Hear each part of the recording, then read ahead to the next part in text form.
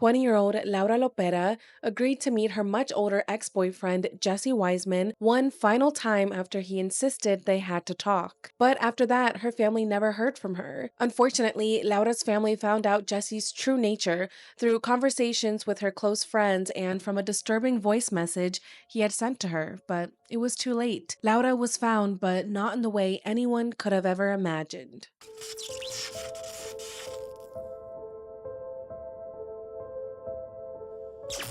Hi everyone, welcome back to my channel. I hope you're all doing super well. Today's case is just so infuriating, not just because of what happened, but because we've seen this pattern before. It honestly reminds me of the terrible case of Valentina Tres Palacios, where an older foreign man entered her life and snapped the moment he sensed his power over her was slipping away. That's exactly what happened to 20-year-old Laura Lopera. She had just broken up with her boyfriend and agreed to meet him one last time to talk things through. It was supposed to be a simple conversation, but Laura never made it back home. What followed was every family's worst nightmare: unanswered calls, frantic searches, and eventually a horrifying discovery. Laura's case is so incredibly tragic, and I just want to thank all of you for taking the time out of your day to listen to her story and just help keep her name alive. Laura and her family deserve justice, and at the time that I am recording this video, justice has not yet been served. The person responsible for her tragic death is still free. He's still out there. The more people know his name and recognize his face, the better chances of finally holding him accountable and getting justice for Laura. This case does involve abusive relationships, and I just want to encourage all of you to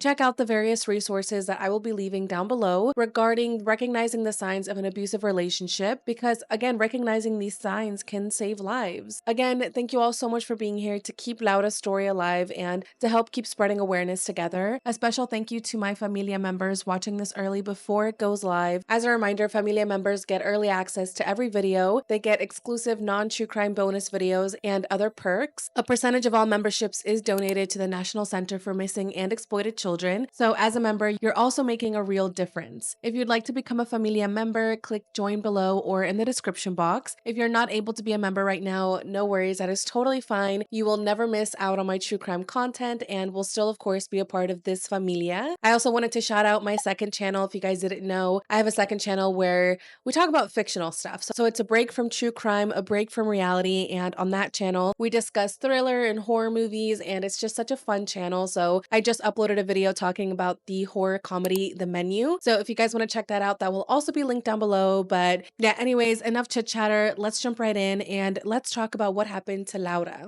20-year-old Laura Isabel Lopera Osorio was born in 2003 and lived in Northwest Medellin, Colombia. She grew up with her mom, Gloria, with her brother, Juan Manuel, and with her maternal grandfather, Hernando. There has been mention of a third sibling in some reports, but I couldn't find anything about them, and the same for her father. There really isn't much information about him. Growing up, it is said that she was a very nice girl and was very close to her family, especially to her mom, Gloria. They were best friends and just loved each other so much.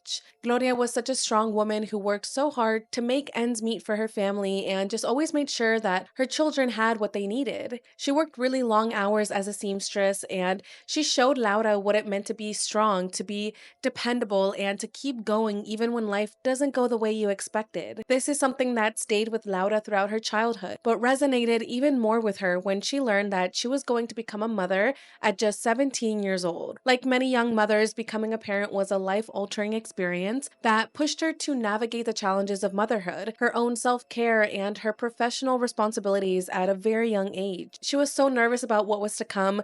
That's totally understandable. I mean, I feel like at any age when you learn that you're going to become a mother, become a parent, it's scary, it's nerve-wracking, but at the same time, she was excited to become a great mother to her baby, just like her mom. Now, she wasn't expecting to become a mother this early in her life, but Laura knew that she could do it because she had her mother as an example. Laura knew that she had to put a pause on her schoolwork to begin working and saving up money to support her daughter. So she found work at a textile company where she stitched garments and cut fabrics into patterns and, did other things like that. Remembering how hard her mother worked for her to give her everything just lit her up and just kept her going, especially on the days where she felt hopeless and tired and scared. She was doing a great job balancing it all and was a really good mother. Now, although Laura had to pause her schooling, she never gave up on the idea of of eventually continuing her education. She always said that she would go back because that was important to her, and since she planned to give her daughter a better future, her finishing high school was a part of that plan. She planned that in 2024, when the school season started, once her daughter was a little older and once she saved enough money, that she would re-enroll and finish high school. She was so excited for that day in 2024 to come that she already had all her documents lined up.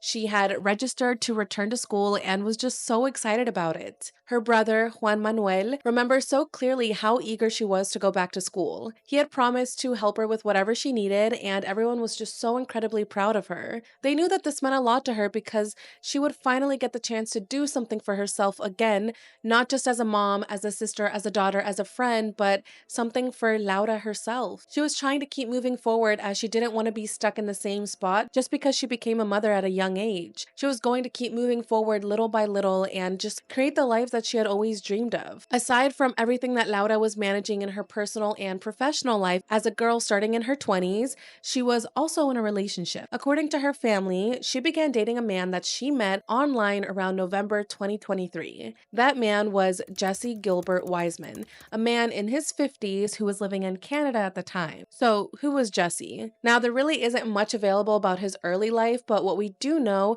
is that he was born in Iowa and grew up in Louisiana. We also know that he was in a couple of relationships and he had actually been married prior, but we don't really know much about them except for the marriage because at the time that he started talking to Laura, he had been divorced from her for a while, and he also did have a daughter with his ex-wife with whom he was estranged from. We're not really sure if he had other kids. It seems like he did, like some articles state that he had like another, son or a daughter, but we do know of at least one daughter because of what happens at the end of the video. So unfortunately, there really isn't that much more information about who Jesse was. Growing up, he was active in football and wrestling, and it is reported that he attended McKinley Senior High School in Baton Rouge, Louisiana, where he graduated in 1991. He then went on to earn a bachelor's degree in English language and literature from Louisiana State University in 1995. Then in 2001, Jesse moved to Bathurst, a city in New Brunswick, Canada, where he built a life around coaching wrestling. He mainly worked with girls' teams, not just at the high school level, but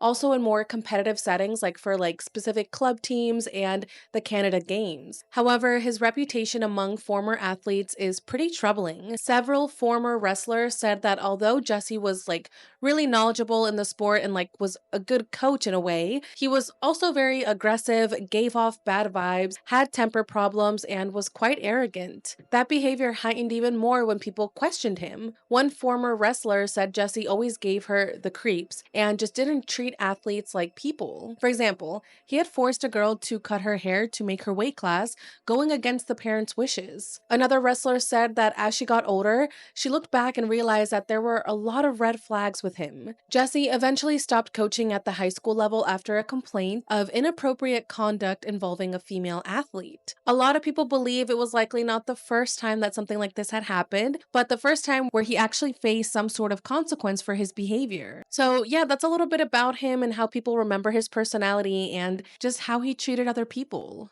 Now, somehow, despite the distance and the language barrier, he and Laura connected on social media and they began talking. Laura didn't really speak much English, and while Jesse knew some Spanish, he wasn't fluent, but somehow they made it work. Now, somehow Jesse started to get a remote job where he worked in the perfume and the alcoholic beverage industry. So because of this new career that he had, he was able to travel a lot. So he told Laura, listen, I work remotely so I can go visit you and we can make it work. Eventually, Jesse made several trips to Medellin to visit Laura, each time renting short-term Airbnbs to stay in the city. Jesse always went out of his way to ensure that she could come see him and would order Ubers or just arrange for transportation for her wherever she was at any time of the day, which might seem sweet to most, that's so nice that he's paying for her transportation and just, making sure that they hang out, but that would eventually prove to be a control tactic to ensure that she never had an excuse not to come see him. During these visits, he actually met Laura's mother twice. Gloria said that he came across as calm and polite and seemingly normal,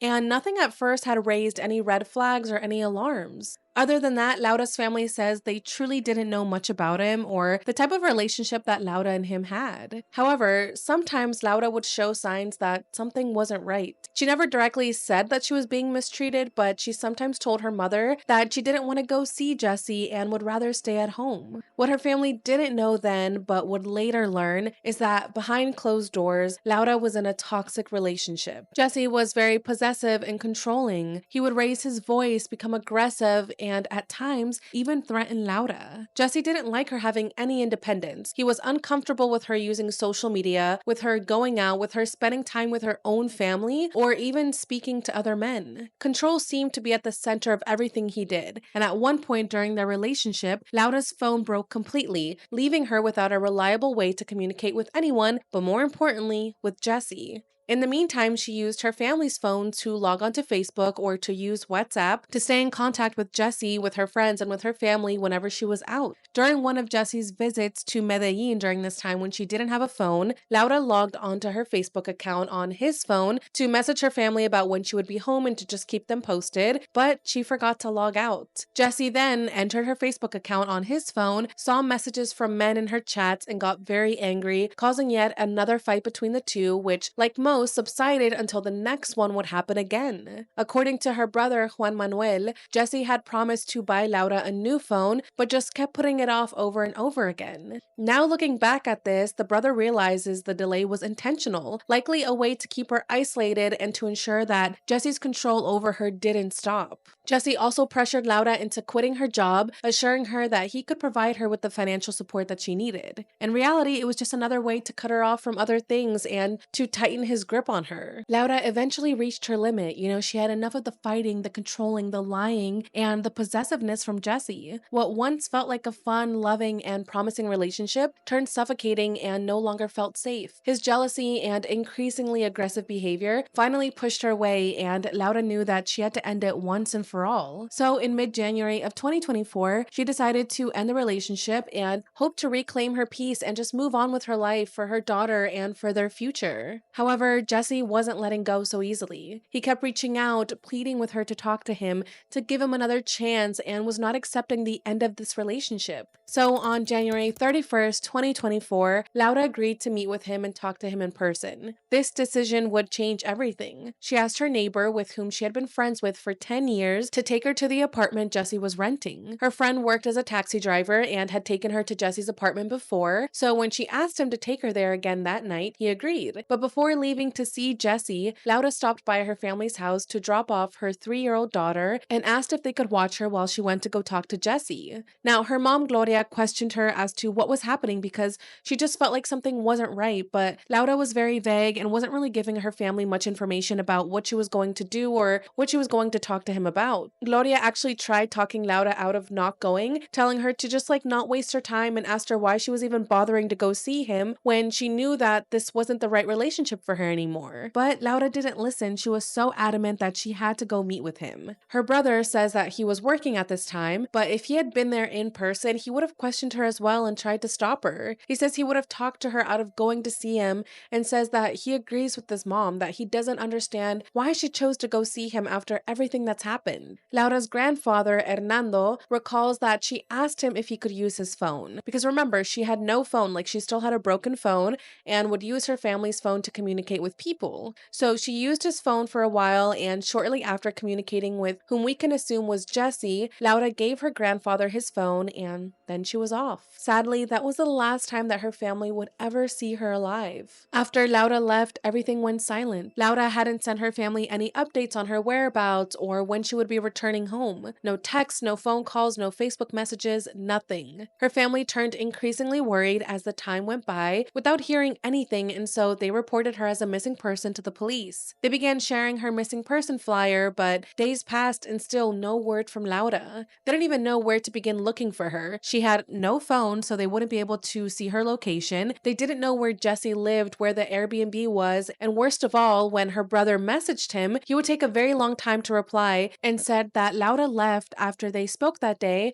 and that he just assumed that she went back home. He said she still didn't have a cell phone, which they obviously already knew, and that he would let Juan Manuel Manuel know if he had heard from her. The brother wasn't satisfied with that answer, and he just kept asking him, like, okay, where's my sister? Like, what actually happened? But Jesse would just take such a long time to answer. Eventually, Jesse did answer, and he said that he was sorry for the spotty communication and that it was because he didn't really have signal and was using Wi-Fi. He said that he was also very worried now that they still hadn't heard from Laura, and he wrote to the brother saying, quote, "One thing that worries me, I sent a Western transfer to your mother, but Laura told me not to send the transfer numbers at that time. It still has not been picked up. Was she owing money to other people?" Now, this sounded kind of odd, like was the question, was she owing money to other people, his way of shifting the attention or planting a possible explanation for Laura's disappearance, making it seem like she owed people money? Juan Manuel was like, okay, that's like a very strange thing, and told him that regardless, Laura still hadn't shown back home for 9 days and they were just extremely worried, but Jesse still wasn't helping them at all. So they decided to get in touch with Laura's taxi friend with hopes that he was the one who took her to Jesse's house that day. Now they knew that the neighbor often gave her rides, and they were literally like crossing their fingers that he did this last time so that he could show them where Jesse lived. And thankfully they were right. Juan Manuel was working, but Laura's mom, Gloria, asked the taxi driver if he could take her to where he dropped her off. On Saturday, February 10th, they made their way there and upon arriving, searched for the owner of the apartment. When they found the apartment owner, Gloria showed her a photo of Laura asking if he had seen her. The owner said yes, that she'd seen her there before, and that the man she was with, the man who rented the apartment, paid for 3 months up front, which is something that never really happened when people rented her apartment, but that he actually hadn't been back there in a couple of days. However, she also revealed that she had spoken to him while he's been away. She had messaged him in regards to a foul smell that had been seeping out of his apartment because it was affecting the surrounding rooms. Now, Jesse replied to the owner and was like, oh, it's fine, like he simply brushed it off, saying he must have forgotten to take out the trash before leaving and that he had to leave abruptly due to a family emergency. But something just didn't sit right. The odor, the radio silence, the abrupt fleeing, it all just felt wrong. The owner, now alarmed after learning about Laura's disappearance, agreed to let Gloria and the taxi driver inside Jesse's apartment. They made their way up to the 3rd floor, and as soon as she unlocked the door, a wave of air hit them as they stepped inside. This was the smell the owner was talking about that was spreading into the other apartments, and it didn't just smell like dirty trash like Jesse said. This was an overwhelming smell. Now, it didn't take long to trace where it was coming from. Laura's friend, her neighbor slash taxi driver, saw a suitcase that had visible. What he discovered inside was something that no one was prepared for. Inside the suitcase was Laura. Her lifeless body had been stuffed inside, just left there as if she was nothing or trash, like Jesse said. It was horrifying. Now, thankfully, he didn't let Gloria see it because of how horrible the scene was. I mean, no mother should ever have to see their child in that state, and he just wanted to protect her from this horrendous sight. But Gloria knew it was her. Her daughter was gone. She had been murdered. The medical examiners were able to determine that Laura died on February 4th, almost a week before she was found. She had actually been entering a state of severe decomposition. Now, that is all the details we have from her autopsy as of now. The manner of her death has not actually been disclosed, which might be withheld for legal purposes if and hopefully when the case goes to trial. Right away, the family, and I mean everyone, knew that Jesse was responsible. I mean, she was found in his apartment while she was meeting with him after their breakup, and he was nowhere to be found. The search for him began immediately, but no one knew where he was, and he was no longer responding to any messages. Laura's family told authorities about Laura and Jesse's relationship, telling them how he was very toxic and how they had literally just broken up because of it. They also began asking Laura's friends for any testimony that could help the authorities. One friend shared that Laura had confided in her and told her that she was once tied up by Jesse to keep her from leaving him. Laura's family had no idea about this. It was devastating to hear and to think about what else Laura might have gone through at his hands. Another friend named Sara said that she told her if anything happened to her to not let Jesse alone with her daughter. She also told her, quote,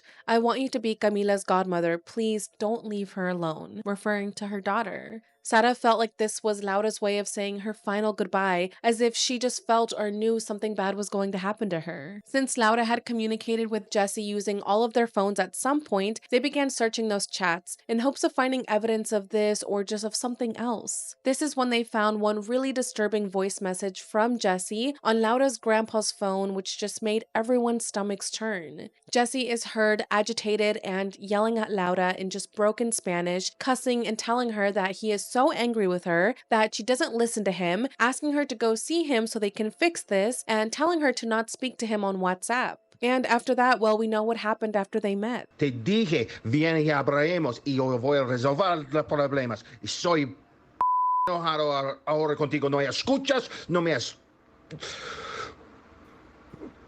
Debes escucharme. Venga y vamos a resolver todos. No me hablas por WhatsApp y queja y dije, oh, debes entender, blah, blah, blah, blah, blah. Párate. The director of the Medellin prosecutor's office said that after contacting Colombia's immigration authority, they confirmed that Jesse left the country on February 9th. Now, if you remember, Laura's body was found on February 10th, so he literally fled just one day before Laura was found. As we've also mentioned, investigators believed Laura had been dead for almost a week before she was found. So what was Jesse doing while Laura was just dead inside the suitcase for those days? Her family was literally texting him while he was potentially just in this apartment with Laura's dead body. It's just so disturbing and heartbreaking to think about. After he fled, Jesse traveled to Bogota, and from there he went to Guatemala, which was his first stop on his escape. After this, it's reported that he traveled to Nicaragua, and from there was planning to travel to Thailand with a layover somewhere in Europe.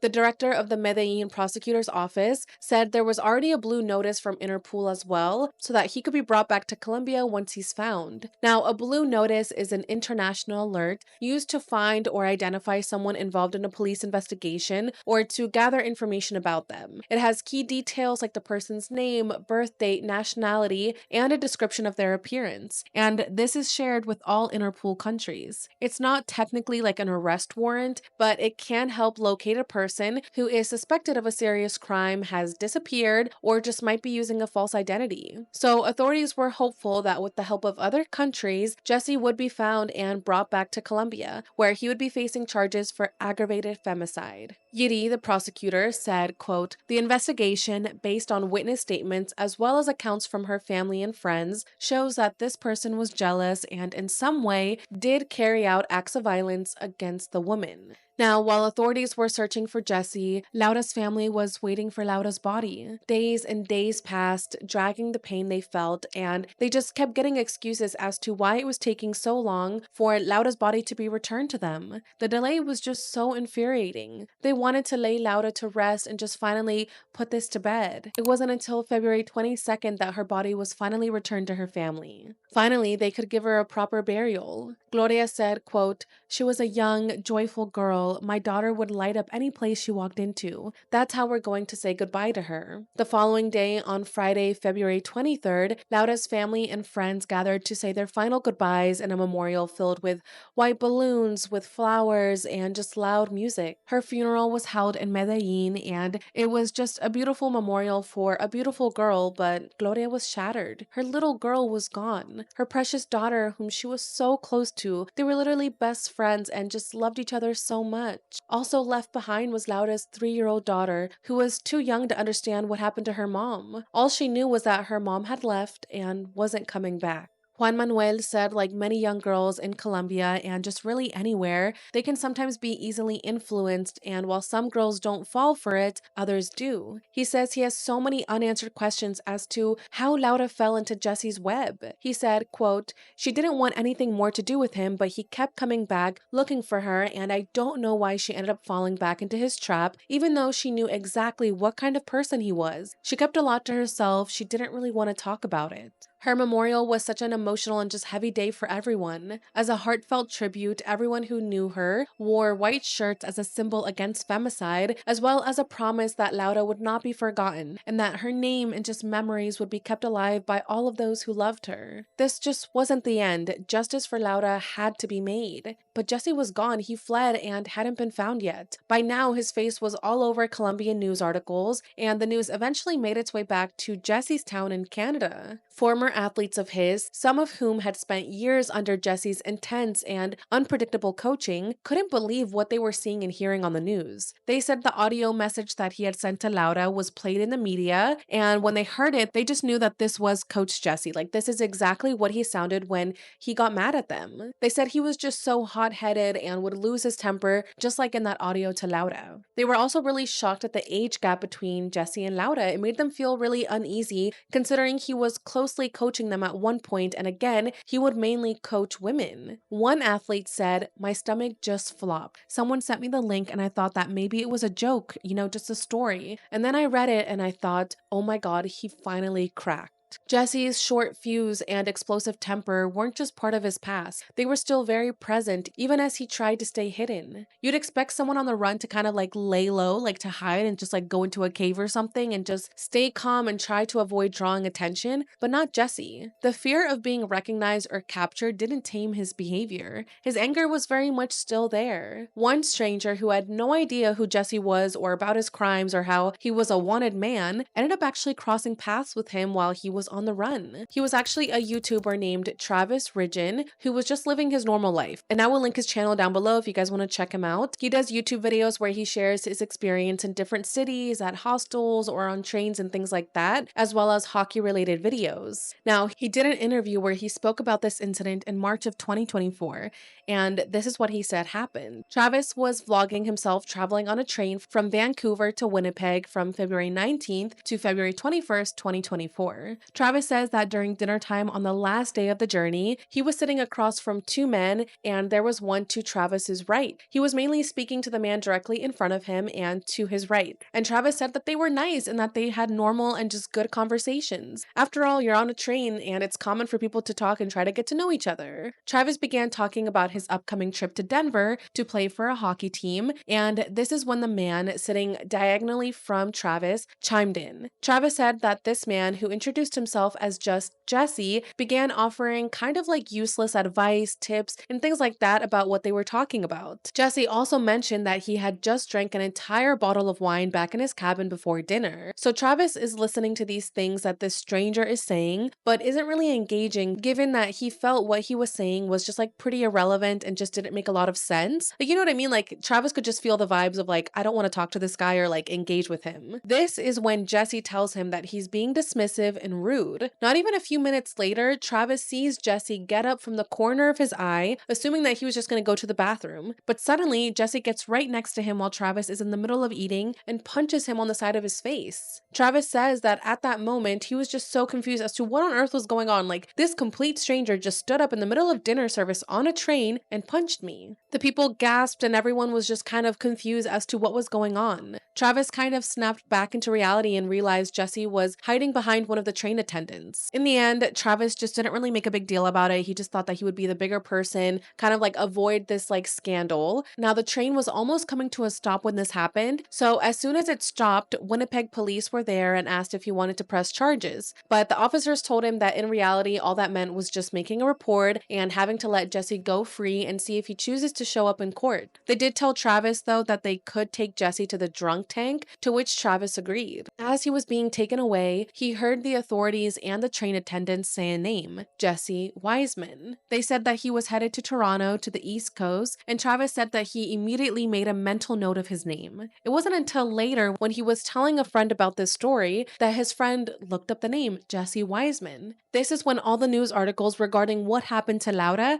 came up with his face and with his name in them. It all clicked for Travis that maybe that's why he was traveling by train, since on trains you don't need to show an ID or anything like that, and that he was clearly on the run. Travis was in shock, like he could not believe that this guy, this wanted guy for murdering a woman in Colombia, was on his train and punched him. So he reported everything to the police and they told him that they would be in touch shortly, but he says that he just never heard back from the police. I just cannot believe that the police had him in custody, knew his name, yet he was just let go. It's just crazy. And the fact that Travis called them and was like, listen, this is a wanted man. Like, he is literally on the run, yet they just never got back in contact with him or updated Travis as to what was going on with this wanted criminal. Now, another person who was kind of shrugged off by the authorities was actually Jesse's own daughter. In an interview, she said that she was quite confused as to why her dad would return to Canada, given that he is basically estranged from all his family there, and that the majority majority of his family lives in the United States. She imagined that he would go somewhere remote and without an extradition treaty. She tried contacting authorities in Ottawa, not because she knew where he was, but because maybe she could help in some way, but was kind of just redirected and there was really no follow-up. In an interview with her, she said that growing up, Jesse was manipulative, belittling, and just emotionally abusive, often pitting family members against one another and reacting violently by throwing things or even punching walls. Even though she's been estranged from him for years and her mom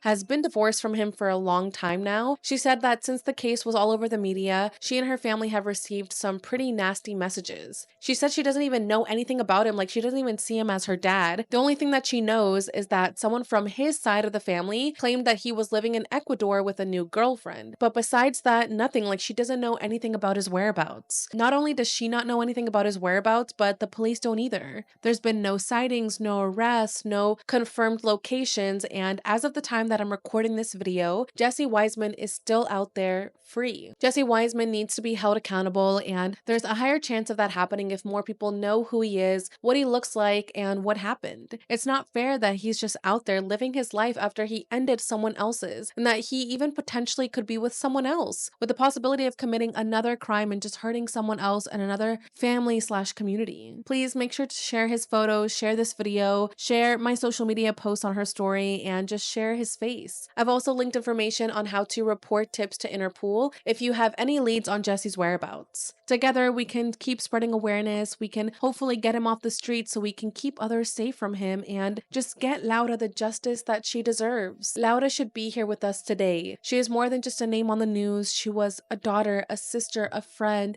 and a mother to her beautiful little girl. She had goals and ambitions. If you remember from the beginning of this video, Laura was so excited to re-enroll in school and finally finish her high school education in 2024, which was a step that she was taking not just for herself and her future, but for her daughter. She was ready to build a better life, but instead, her life was taken at the very start of that same year. A year that was supposed to be full of growth and hope became the year where everything was stolen from her. That just should have never happened. It's so sad to think about what she could have become, the moments she'll never get to live, and the true, healthy, and happy love from a partner that she will never get. Plus, just like all the endless love that she'll never get to give her family, friends, and especially to her little girl again. That's just the most heartbreaking part, is that now this little girl is left without a mother. Laura's story is just a devastating reminder of how real and dangerous toxic and abusive relationships can be. It's real life, you know, controlling behavior, isolation, jealousy, and manipulation are all red flags that can escalate over time, and sadly, in Laura's case, they did.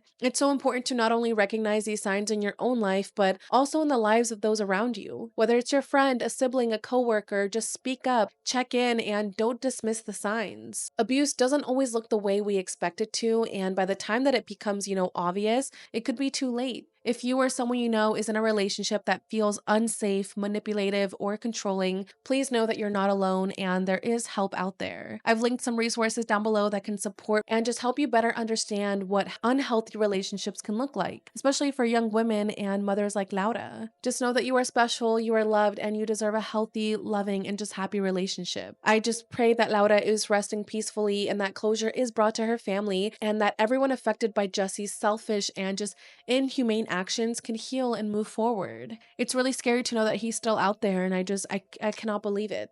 This somewhat reminds me of what happened to Amy Carnevale. If you haven't watched my video on her, I will have it linked down below, but her story is based on the movie No One Would Tell, which is like a Lifetime movie about violence and abusive relationships, and she had also just broken up with her horrible abusive boyfriend, and he begged her to just see him one final time. He was like, let's just meet one last time to talk about our relationship, to talk about our breakup, and see if we can make things work. And she went to go meet him, and he killed her. When all of that happened, a lot of people were speaking up saying that if someone asks you to meet one final time, never go, because most of the times when they want you to meet for one final time, it's because they want to kill you. They want that to literally be your final time. So that is just like a tip that I've seen on other websites and just seen, people talking about it. If you break up with someone, or if you end a relationship or a friendship with someone and they ask you to meet and try to fix things, just don't go.